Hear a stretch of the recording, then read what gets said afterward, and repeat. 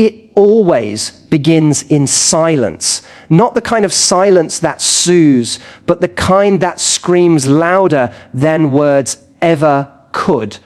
The kind of silence that makes you stare at your phone until your chest aches from holding in too much hope, until your stomach knots from waiting on a message that may never come. I remember that silence like it was stitched into my skin. Nights when I lay in bed, lit only by the glow of a screen, convincing myself he must care, he must be busy, he must be something other than gone. But there is a cruelty in mixed signals, isn't there? A cruelty sharper than rejection. Because rejection ends the story. But mixed signals keep you suspended, dangling between maybe and almost, between he must like me and why doesn't he choose me? I lived in that limbo. I made excuses for it. I let it define me. And in doing so, I betrayed myself over and over again. I can't count the nights, I whispered to myself. Maybe tomorrow he'll change. Maybe tomorrow he'll show up with clarity, with certainty, with the love I kept imagining he felt deep down, but didn't know how to express. But tomorrow never came, and every day felt like standing barefoot on glass, tiptoeing through his moods, waiting for warmth, bracing for cold. What nobody tells you is that ambiguity is addictive. The push and pull, the hot and cold, it conditions you like a gambler at a slot machine. One win makes you forget 100 losses. One kiss, one I miss you. One night of closeness erases weeks of distance. And so you stay, not because it's enough, but because you're hooked on the crumbs that feel like feasts when you're starving. I was starving. Starving for love, starving for certainty, starving for someone to look at me and say, you are enough, and I'm not going anywhere. But instead, I got puzzles. I got contradictions. I got someone who gave me just enough to keep me holding on, but never enough to make me feel safe. And maybe that's where the wound really is, not in his inconsistency, but in my acceptance of it. Why did I allow myself to believe that half love was better than no love? Why did I stay in spaces where I had to decode affection like it was a riddle, instead of receiving it freely like it was a gift? The truth is brutal. I thought confusion meant depth. I thought difficulty meant meaning. I thought if I could endure the ache, it would transform into something real. But it didn't. It never does. Because mixed signals are not love. They are the absence of it. They are fear disguised as affection, avoidance wrapped in occasional closeness. And yet, I kept trying to solve him, like maybe if I cracked the code of his moods, if I proved myself patient enough, kind enough, lovable enough, then he would finally settle into clarity. I remember one night, we'd had dinner laughing like strangers who had just met, light and easy. For a moment, it felt like how love is supposed to feel, effortless. And then, just as easily, he pulled away, cold, distant, locked behind invisible walls. I asked what was wrong, and he said nothing. But nothing doesn't make you feel like an intruder in your own relationship. Nothing doesn't make you cry in the bathroom, staring at your reflection, wondering why you are always too much and never enough. that night broke something in me. Not because he pulled away, but because I stayed anyway. I swallowed my questions, my pain, my intuition, and I chose silence too. That was the moment I realized the real betrayal wasn't his mixed signals. It was my willingness to abandon myself just to keep him close. And isn't that what so many of us do? We abandon ourselves in the hope that someone else will come back for us. We silence our truth because we're afraid speaking it will scare them away. We tolerate confusion because certainty feels too much to ask for. But the longer you accept ambiguity, the louder it whispers to your soul, you are not worth more than this. I know now that was a lie, but back then it felt true. And so I became smaller, softer, quieter, all in the hope that he would finally choose me. But here's the hidden truth no one tells you: mixed signals are still signals. And the signal is this: he is not ready, he is not certain, and he is not willing to give you the love you crave. The signals aren't confusing, they are clear. We just don't want to hear what they're saying. And I didn't want to hear it. I wanted the fantasy more than I wanted the truth. Because the fantasy was intoxicating. The idea that behind his distance was a man who deeply cared, but didn't know how to show it. That if I just loved harder, waited longer, held on tighter, he would finally reveal himself as the man I believed he could be. But reality is not a movie. People don't transform because you suffer long enough. Love doesn't grow in the soil of confusion. And waiting for someone to change is not loyalty. It is self-abandonment dressed up as devotion. I learned this the hardest way, by losing myself. There came a point where I no longer recognized the woman staring back at me in the mirror. She was exhausted, drained, hollowed out by the effort of trying to earn what should have been given freely. Her eyes looked older, not from age, but from disappointment. Her smile was hesitant, like she wasn't sure if joy belonged to her anymore. That was the moment clarity began. Not because he changed, but because I finally saw myself. I saw how much I had sacrificed, how long I had waited, how deeply I had convinced myself that half love was all I deserved. And in that reflection, something inside me whispered, no more. But clarity doesn't come all at once. It comes in fragments, in quiet rebellions. The first time you don't reply right away. The first time you stop waiting for the phone to buzz. The first time you notice how heavy your chest feels when you're around him compared to how light it feels when you're alone. And with each moment, you begin to awaken, not to his love, but to your own worth.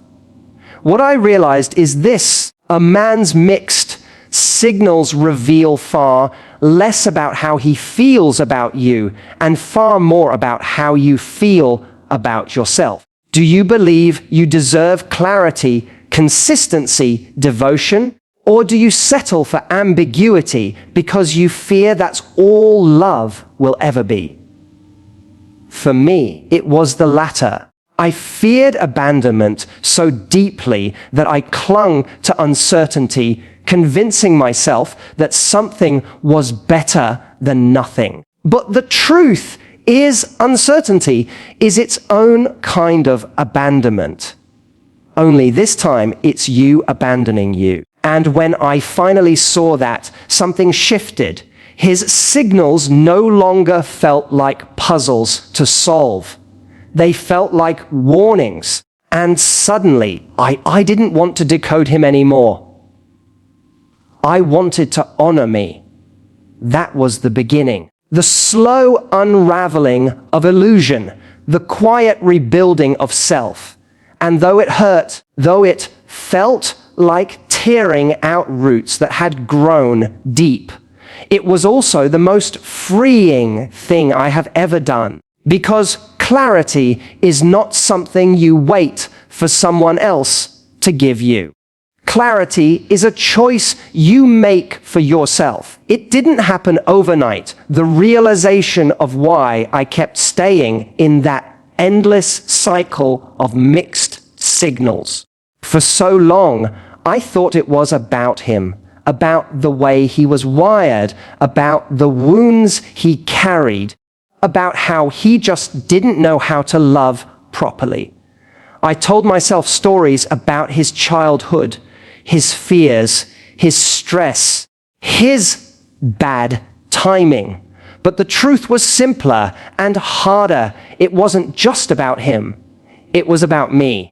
About the parts of me that confused pain with passion, absence with meaning, inconsistency with proof that it must be real. I started to notice the pattern. How many times had I sat with girlfriends listening to them unravel the same story with different faces? He's so sweet when we're together, but then he disappears. He says he doesn't want a relationship, but he still calls me every night. He tells me I'm the one, but he's not ready yet. Over and over, the same script played out with women I admired, smart, successful, kind-hearted women, all caught in the same confusing loop. It made me wonder, why do we, women who are capable of so much, fall for so little when it comes to love? The answer is complicated, but one word kept coming back to me: conditioning. From the time we were little girls, many of us were taught, not always in words, but in patterns, that love is something you earn, that approval is something you chase, that your worth is tied to how well you can please, adapt, and sacrifice. If your father was distant, you learned to reach. If your mother withheld affection until you were good, you learned to perform. If the world praised you for being accommodating, selfless, endlessly giving, you learned that love is not something you simply deserve. It's something you must bleed for. And so when a man gives us mixed signals, part of us lights up with familiarity. We know this dance. We know what it feels like to stretch ourselves thin for scraps of approval. We know what it feels like to wait for a smile, a nod, a word of reassurance. It feels like home, even when that home was never safe. Psychologists call this intermittent reinforcement. The very same mechanism that keeps gamblers hooked on slot machines is the one that keeps us hooked on men who are inconsistent. The unpredictability creates addiction. You never know when the next hit of closeness will come. So you wait, you endure, you hope. And when it finally comes, even if it's small, it feels huge. It floods your brain with dopamine, making you forget the days of silence, the coldness, the tears. And just like that, you're hooked again. But the addiction is not to him. The addiction is to the possibility, to the fantasy of who he could be if he just stopped pulling away, to the imagined version of the relationship that exists in the gaps between his absence. I remember one night vividly. I was sitting in my car outside his apartment. He had texted me, "Come over, I miss you." And just like that, every part of me lit up.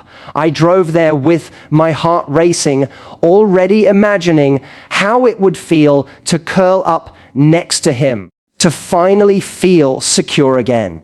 But when I arrived, he barely looked at me. He was distracted, half there, flipping through channels on the TV while I sat beside him, desperate for attention. And yet, even then, I told myself, at least I'm here.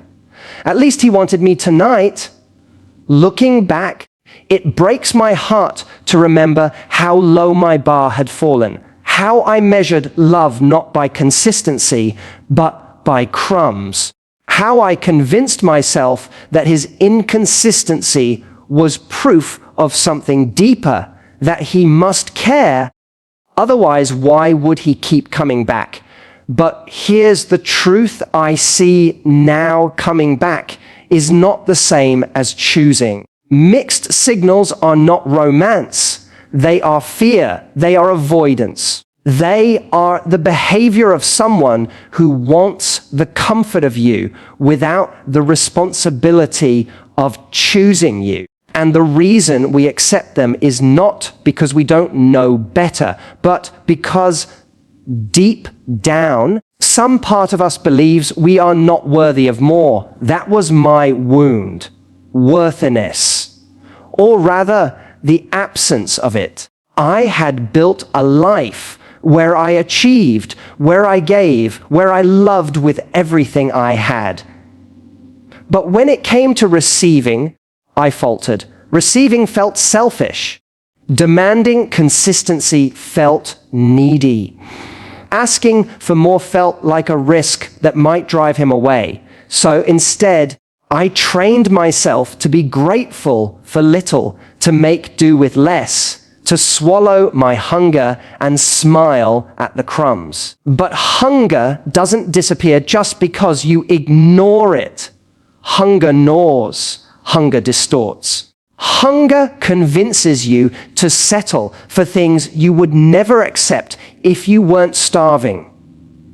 And so I stayed hungry. Hungry for texts that came late. Hungry for promises that never solidified. Hungry for moments of intimacy that were always followed by coldness. I mistook hunger for love, and that hunger hollowed me out. The worst part was the self-doubt. Mixed signals don't just confuse you about him, they confuse you about yourself. You start to wonder, am I imagining things? Did I do something wrong? Am I too much? Am I not enough? His inconsistency becomes a mirror, reflecting not his confusion, but your supposed inadequacy. But that mirror lies. His silence does not mean you are too much. His withdrawal does not mean you are not enough. His hot and cold behavior is not a reflection of your worth. It is a reflection of his fear, his avoidance, his inability to stand in the vulnerability that love demands. Yet still I clung. Because part of me believed that if I could just endure long enough, he would realize I was the one, that he would regret letting me go, that my patience would finally be rewarded. Regret. That word haunted me. The idea that someday he would look back and realize what he lost.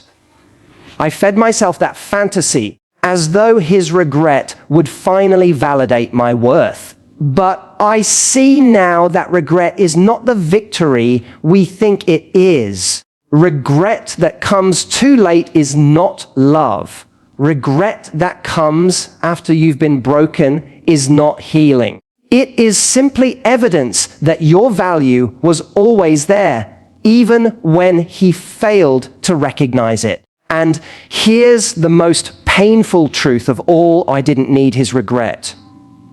I needed my own clarity. I needed to stop measuring my worth through his absence. I needed to stop making excuses for his inconsistency. I needed to stop confusing unpredictability with passion. I needed to stop abandoning myself in the hope that he would finally choose me. But those realizations didn't come all at once. They came in fragments, in tears shed at 3 a.m., in journal entries written through shaking hands, in long walks where I whispered to myself, "You deserve more than this." They came in the moments I noticed how much lighter I felt in solitude than in his presence. They came in the space between his texts when I realized I wasn't waiting anymore.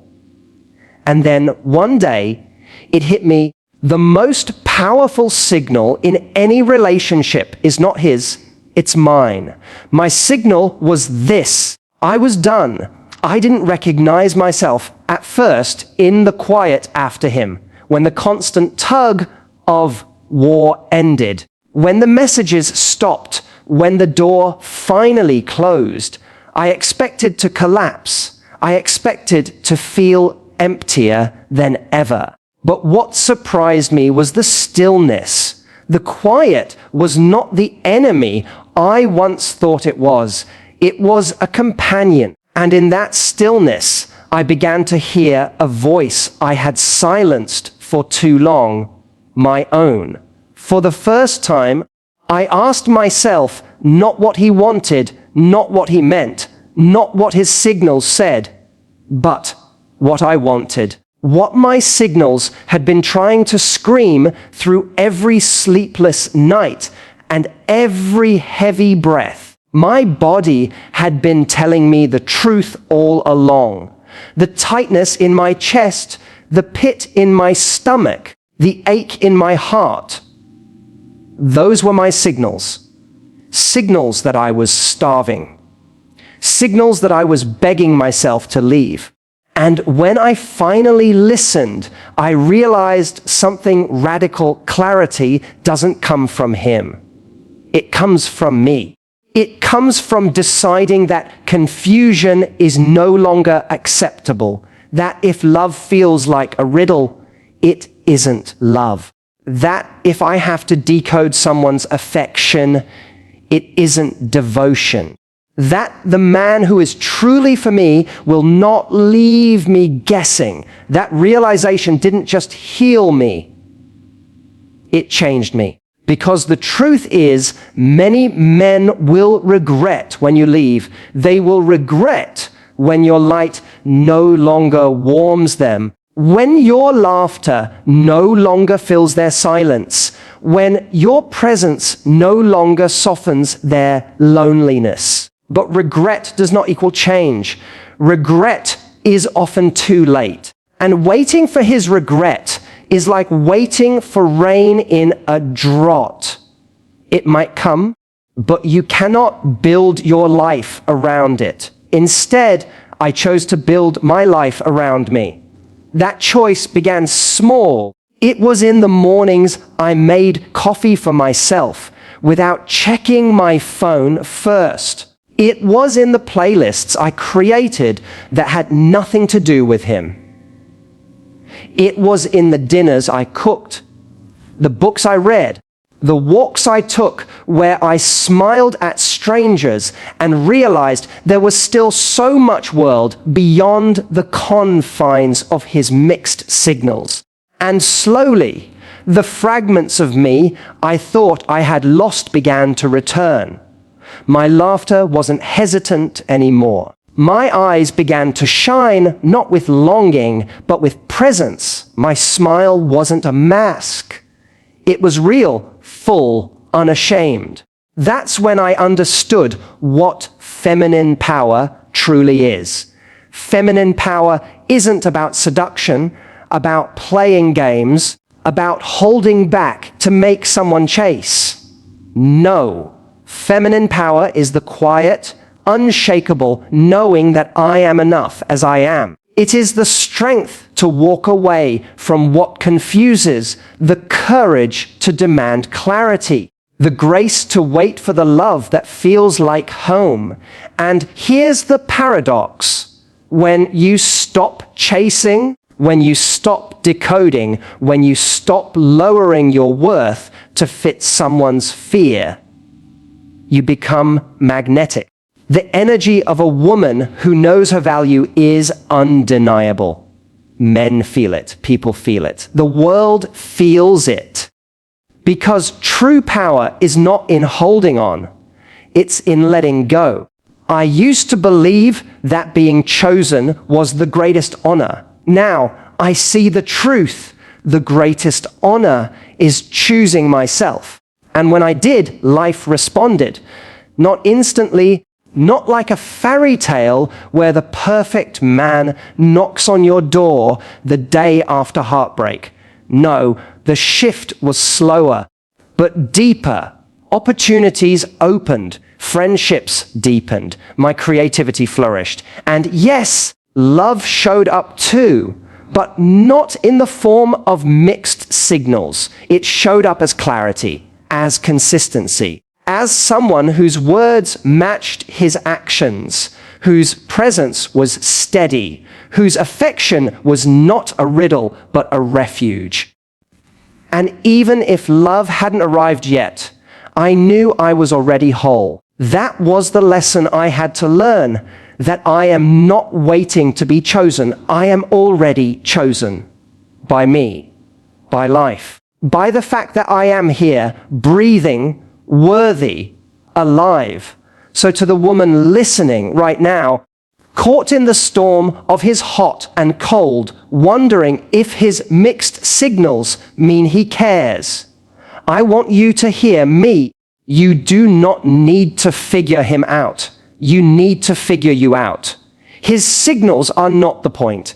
Your signal is. And if your signal says you are exhausted, confused, hurting, listen, that is the truth. That is clarity. That is your soul saying, you deserve more than this. And you do. You deserve a love that does not confuse you. You deserve a love that does not make you question your worth. You deserve a love that is steady, present, alive, awake. You deserve a love that feels like home, not like a battlefield. And the way to that love is not through decoding him. It is through honoring you, through saying no to half love, through refusing to abandon yourself for the comfort of someone else, through standing in your feminine power and declaring, if it's not clear, it's not enough. There will be moments of weakness, nights when you want to text him, days when you miss the highs of his hot and cold. You'll tell yourself, maybe he's changed, maybe this time it'll be different, and maybe for a moment it will.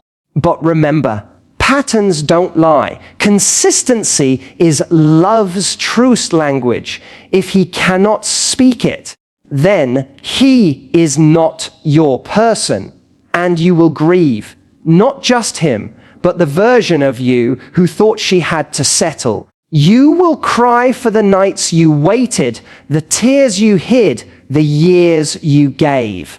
But that grief is sacred because it clears the way for rebirth. And when you rise, and you will rise, you will carry a new vow in your heart, a vow that sounds something like this: I will no longer settle for maybe. I will no longer wait for someone else's clarity. I will no longer measure my worth through someone else's confusion. I will no longer abandon myself in the name of love. From this moment on, I choose me. I choose clarity. I choose the love that feels like home. That vow will become your compass. It will guide you through the noise, through the loneliness, through the temptation to go back.